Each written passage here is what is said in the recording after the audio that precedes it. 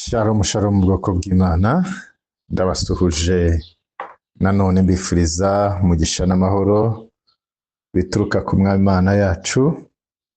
Uyu mwanya rero tukaba twinjiye muri cya kiganiro ubusobanuro bw'inzozi ujya urota, aho uyu munsi tugiye kurebera hamwe kurota injangwe. Nk'uko twakunze kubibona kenshi, babonye ko kurota ari mu buryo bumwe Imana ikoresha kugira ngo ivugane n'abantu bayo, ibereke inzira, ibayobore, ibahugure, ibacyahe. Rero twagiye tubona abantu benshi batandukanye Imana yagiye ivugana nabo. Twagiye tubona nka Yosefu, ubona uburyo Imana yavuganye nawe akiri umwana muto ikamuha inzozi, ariko izo nzozi zikaba zari ubutumwa bw'icyo Imana imuteganyiriza ndetse ikaza kubisohoza. Twabonye ba Daniyeli uburyo bagiye bavugana n'Imana kenshi mu nzozi, n'uburyo bagiye basobanura inzozi z'abami. Twagiye tubona nka Yakobo uburyo yabonye inzozi igihe yarananiwe, akabona urwego rushinze hasi rukageza umutwe mu ijuru. Twagiye tubona n'abandi benshi batandukanye Imana yagiye ibaganiriza mu nzozi, kandi n'ijambo ry'Imana tubona yuko ritubwira ngo iyo dusinziriye dushyizweyo turi ku mariri yacu nibwo Imana ivugana natwe mu nzozi. Rero iyo umuntu arota inyamaswa, akenshi ziba zifite ibisobanuro byihariye mu buryo bwo mu mwuka. Rero muri izo nyamaswa harimo injangwe, inyamaswa abantu benshi bakunze kurota ariko bakayoberwa icyo bisobanura. Icyakora ubusobanuro bw'inzozi nanone bushobora gutandukana bitewe n'uko iyo njangwe yari imeze, ibyo yakoraga, ndetse nawe wayirose amarangamutima wumvishe muri izo nzozi. Reka turebe icya mbere. Injangwe mu nzozi ishobora gusobanura uburiganya cyangwa se abantu batizerwa. Mu buryo bwo mu mwuka, injangwe akenshi ihuzwa n'uburiganya, amayeri cyangwa se umuntu wihisha. Injangwe ubundi izwiho kugenda bucece, ikihisha kandi igatega umuhigo wayo yihishe. Rero iyo urose injangwe bishobora kuba ikimenyetso cy'abantu bagukikije batavuga ukuri cyangwa se bagufitiye imigambi mibi. Muri Bibiliya mu gitabo cy'ubutumwa bwiza bwa Matayo hatubwira ko 10:16 baravuga ngo dore mbatumye muri nk'intama hagati y'amasega, nuko mugire ubwenge nk'inzoka kandi muzabe nk'inuma mutagira amahugu.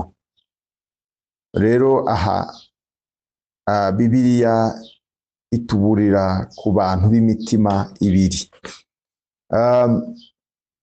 Ibi rero bitwigisha ko tugomba kugira ubwenge bwo kumenya abantu badukikije. Rero iyo urose injangwe ishobora kuba ari ubutumwa bwo kuba maso ku bantu bamwe bari mu buzima bwawe. Ntabwo ari bose, ni abantu bamwe. Rero ni ubutumwa bwo kukuburira kuba maso. Icya kabiri, kurota injangwe bishobora gusobanura ubujura cyangwa se igihombo. Mu bice byinshi by'isi, injangwe ifatwa nk'inyamaswa ishobora kwiba cyangwa se gufata ibyitari yemerewe.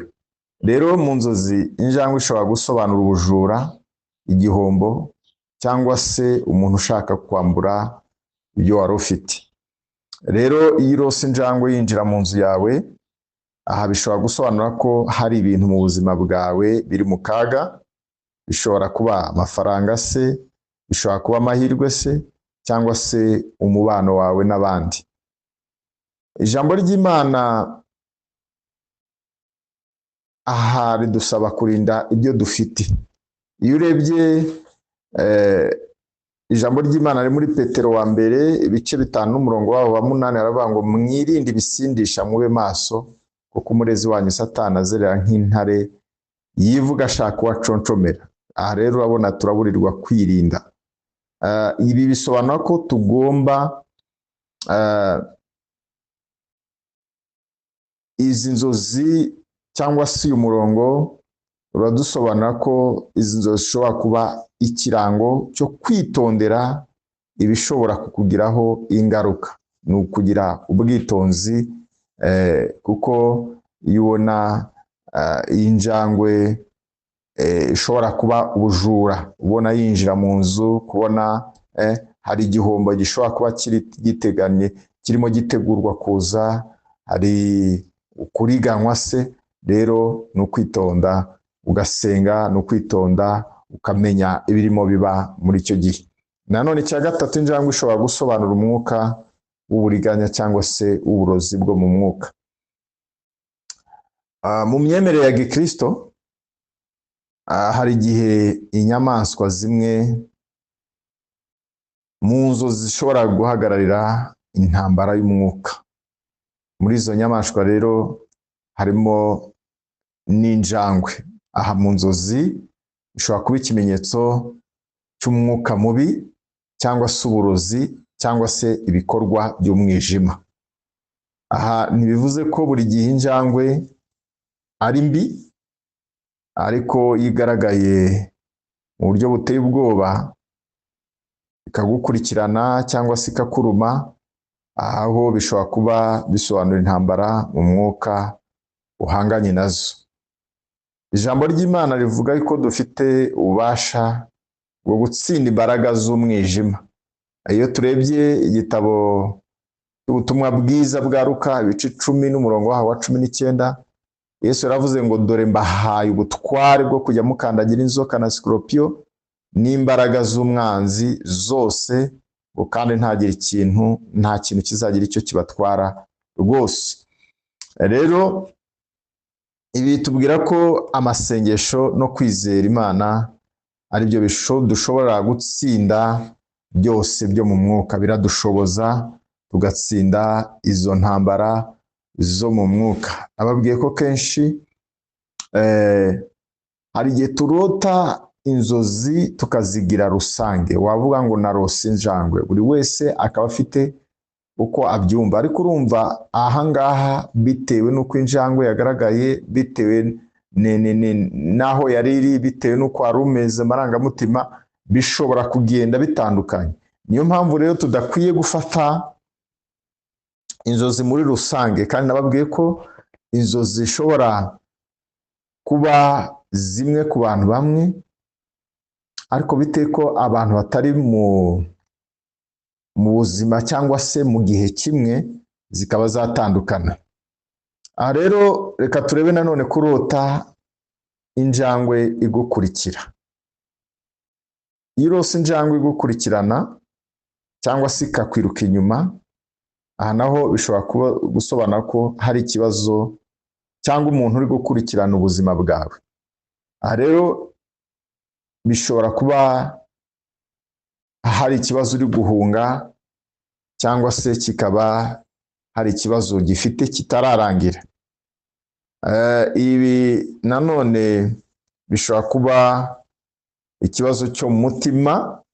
Hari ikibazo ufite cyo mu mutima wawe, hari ikibazo wenda se cy'umubano wawe utameze neza, cyangwa se hari n'ikibazo cyo mu mwuka ufite. Aha nicyo biba bisobanura.